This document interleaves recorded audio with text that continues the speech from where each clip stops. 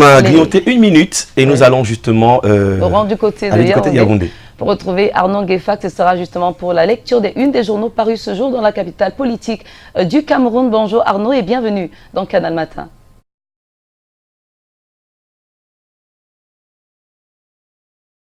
Moukoko, madame, monsieur, bonjour. Merci de nous retrouver justement en direct de Yaoundé pour la lecture transversale des journaux parus dans la capitale Yaoundé. Commençons par le quotidien émergent, ce qui nous amène à Bafoussam ce matin pour vivre ce qu'il appelle l'horreur ce matin. Là-bas, au moins 37 personnes ont perdu la vie et plusieurs autres disparus à la suite d'un éboulement de terrain au quartier Ngouache dans l'arrondissement de Bafoussam 3e.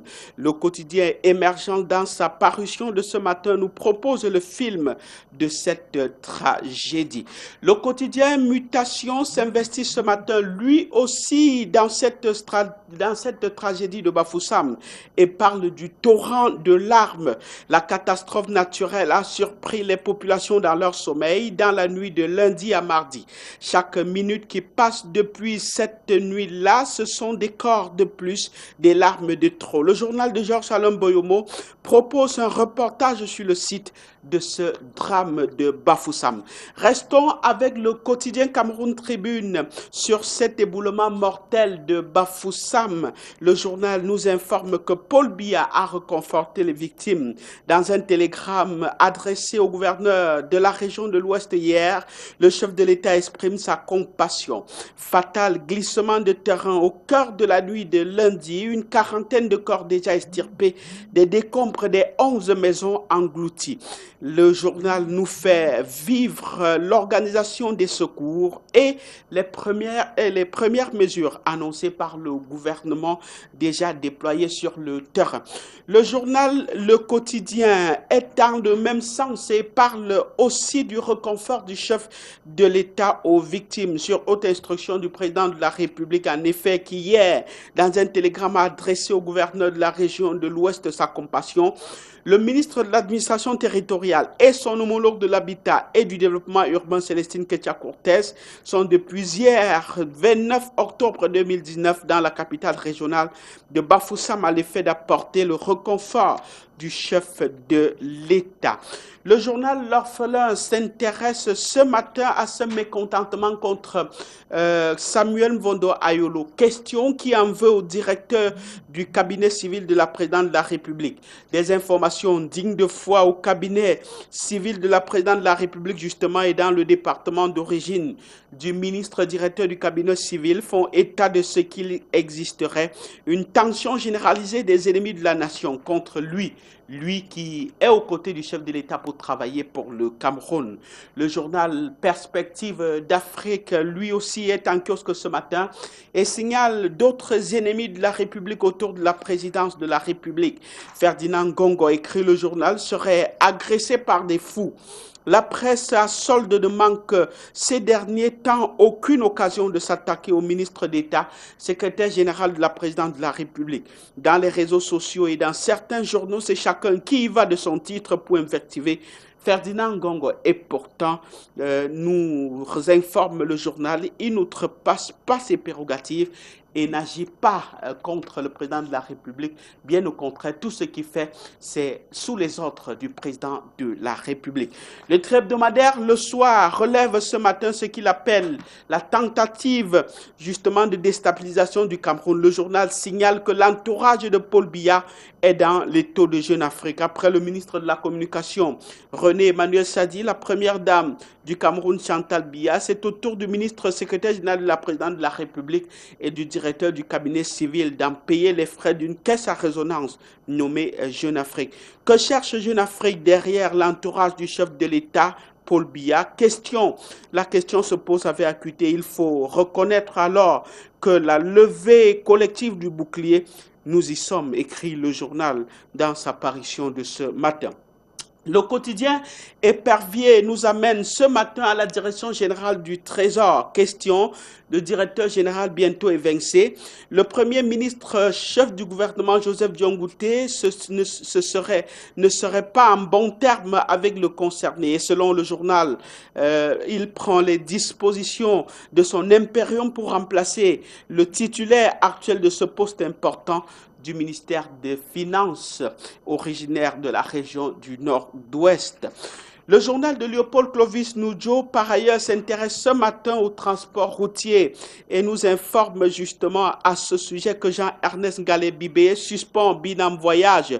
Le ministre des Transports, en effet, a pris une décision hier qui suspend pour la période de 3 mois cette agence de voyage victime d'un braquage spectaculaire. Le week-end dernier, sur le coup de la même décision, le chauffeur du bus concerné sanctionné. Ali, en page 4 du quotidien Épervier, en kiosque ce matin. Le journal L'Action est en kiosque ce matin, 6 novembre 1982, 6 novembre 2019. Patience et longueur de temps, titre le journal du Rassemblement démocratique du peuple camerounais. À 37 ans, Paul Biya a initié et mené avec méthode et malgré l'adversité plusieurs chantiers en vue de l'émergence et la modernisation du Cameroun. Le bilan, écrit le journal, est plus que positif. À lire dans un dossier spécial de l'Action, parution de ce matin. Le journal L'Indépendant est sur le même anniversaire de la session de Paul Biya à la magistrature suprême et parle de blessures de l'histoire. Le 6 novembre prochain, en effet, le renouveau aura 37 ans à l'échelle d'une vie. Et en dépit des ors et des lambris du pouvoir, le testament politique de Paul Biya court-il le risque d'être assombri par des créatures répues de leur forfaiture et déterminées à défendre leurs privilèges au prix d'une fidélité de façade et décryptage dans les colonnes du journal L'Indépendant, parution de ce matin. Avec le journal Jeune Reporter, reparlons de la disparition de Patrick Ekema Essounga, le maire de Boya, décédé par attaque cardiaque. Le journal Jeune Reporter nous parle d'un homme exceptionnel qui est décédé, qui s'en est allé, un baron du Rassemblement démocratique du peuple camerounais qui tombe au moment où la nation a plus que besoin de lui pour la résolution de la crise dite anglophone qui sévit dans les régions du Nord-Ouest et du Sud-Ouest. Il a d'ailleurs démontré qu'il pouvait agir pour le gouvernement et en respect des institutions républicaines. Patrick Ekema Essounga s'en est allé. On va finir avec le journal Le Popoli qui met une caricature pour justement parler de ce décès du maire de Boya, Patrick Ekema Essounga. Le journal écrit empoisonné au boutos pour dire qu'il a été empoisonné au ventre. Stop et fin, revue de presse en direct de Yaoundé.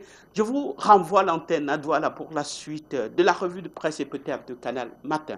À vous l'antenne, Aimé Moukoko. À vous l'antenne, Patricia Laure Naroussi. Belle chemise rose. Merci. Orange plutôt, parce que la couleur orange, c'est la couleur de la persévérance. Et ben voilà, on espère que ça ventira naturellement pas mal de soutien, pas mal d'espoir à toutes les personnes qui ont été victimes justement de cette tragédie, de cette catastrophe naturelle du côté de Bafoussam. Et nous allons rappeler justement que concernant l'actualité, on n'aura pas la suite avec Douala, mais on reviendra plus tard sur l'information avec M. Ndobo Patrick Christian dans le regard sur l'actualité. On aura d'autres faits à développer, comme par exemple l'information sur la liste de Rigobert Sambana concernant la CAN U23. André Mirabeau nous en dira davantage et naturellement, comme c'est mercredi, l'œil du champion qui signe son retour avec un sujet assez intéressant. Charlemagne Bongo qui a eu cette idée folle de repartir pour rimer sur le Charlemagne. Du côté de l'UMS de Loum, la situation qui sera donc décelée ou alors un peu plus analysée dans ce reportage exclusif de l'œil du champion concernant le sport. Et ce matin, 30 octobre 2019. Il y en a qui auront forcément la main sur le cœur pour ceux qui sont partis. Mais souvenez-vous, hein, quand on va à l'hôpital, autant il y en a qu'on l'amène à la morgue, autant il y en a qui sont à la maternité. Et on veut donner la force à toutes ces personnes, davantage celles qui partent à l'instant pour le boulot, pour l'école. Et parmi ceux et celles qui vont pour l'école, il y a Meyeme Nti, Jerima, Gaël, Gabriel, autant pour moi, Gabriel Lynn Joyce. Je ne sais pas pourquoi les parents donnent souvent trop de prénoms. Jerima, Gabriel Lynn Joyce. Tout ça pour une petite fille de 4 ans. Allez, happy birthday à toi, Meyeme Nti. Et surtout, hein, que le bisou de papa et maman soit partagé ce matin. Oui, c'est clair. Et aujourd'hui, nous rappelons que nous célébrons les bienvenus. C'est un joli prénom. Bienvenue. Et il se pourra en fait que les bienvenus sont des personnes sympathiques et des personnes très très enthousiastes. Donc, si vous portez ce prénom, sentez-vous honoré aujourd'hui. On est rendu au 30e jour du mois d'octobre pour le compte de l'année 2019. Alors aujourd'hui, comme d'habitude, on ne dérogera pas à la tradition avec les belles couleurs de Shobama Fashion. On aura les étoiles et bien sûr les astres pour davantage voilà, faire briller ce plateau à travers cette musique qu'on a en fond sonore.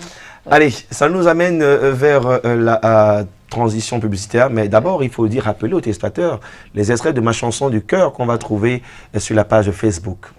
On a Carlos K, oui, et Chimami et Carlos K, justement.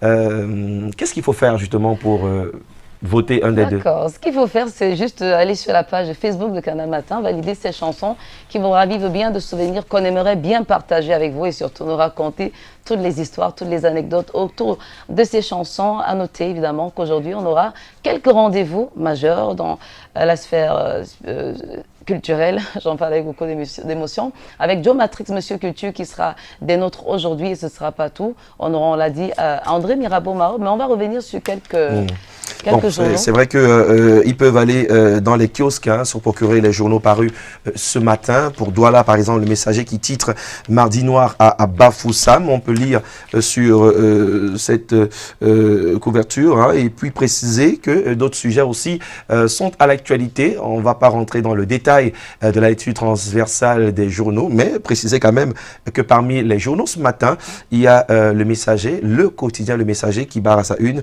« Mardi noir à Bafoussam ».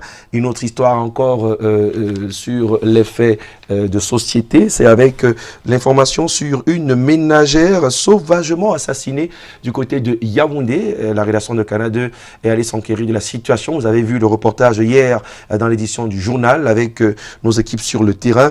Et puis, c'est clair que concernant toujours le contenu de ce journal, vous pourriez aussi, pourquoi pas, aller faire un tour au kiosque et prendre l'information ce matin. Allez, merci encore à Yves Nunga qui apporte sa contribution pour que nous puissions lire un tout petit peu dans ce contenu. Et puis, un clin d'œil aussi à monsieur Yves Tchamadeu qui, à l'arrière de ce journal, a un article, en tout cas une interview à l'endroit de notre très cher collègue qui parle de mesurer l'enjeu et défendre plus fièrement le drapeau. On parle là des lionceaux qui ont perdu dans la forêt du Tadjikistan, comme pour dire que l'actualité n'est pas que sociale ou politique. Il y a aussi le sport. Yves Tchamadé donc, et l'article dans Le Messager que je vous conseille de lire au moment où nous rappelons, n'est-ce pas, que tout à l'heure, on aura le point sur l'ensemble des activités sportives avec André Mirabeau-Maro. Allez, la suite est publicitaire. Nos partenaires qui attendent simplement de faire le point et on y va tout de suite.